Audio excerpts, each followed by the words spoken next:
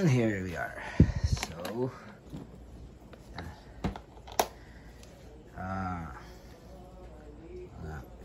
tried tested.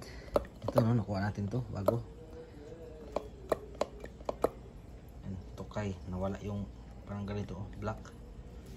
Tapos silver. So amp tatlo no.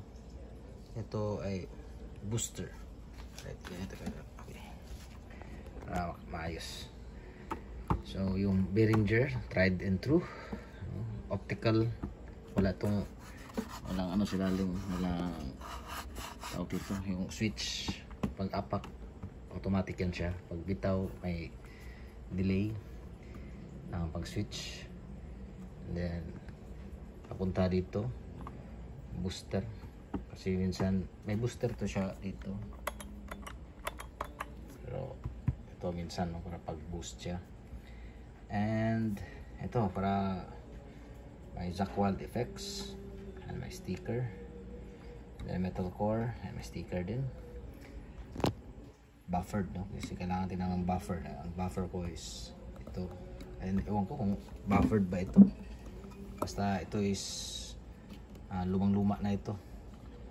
And then ito, so marami ito siya, rat, turbo rat, ES1, tube screamer, SD1 and MOSFET.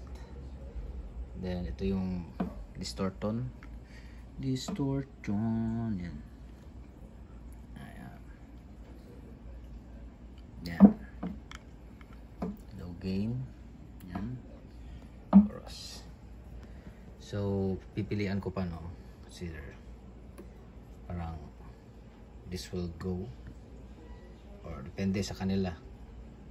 So basically, or ito no, mag-change tayo. Basically ito na yun siya.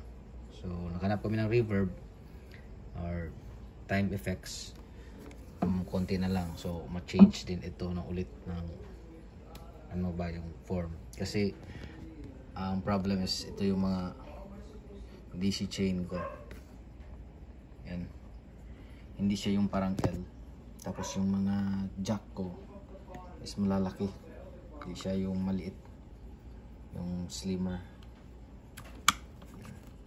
Kulang pa ng click. So ito is very bad kasi kita nyo magbabanggaan sila. So try natin i-fix ulit no? Anyway, salamat pala sa inyo dahil nag-monetize yung channel at saka naibagdag na around 5,000 plus pa ganun no? Pangdagdag lang pangbili ng mga gamit no. And salamat, huwag kayong magsawang sumuporta sa channel natin kahit konti, may ano tayo no, matutunan or ma-entertain ganun. So I hope no, yung pumasa sa mga civil service din, congratulations.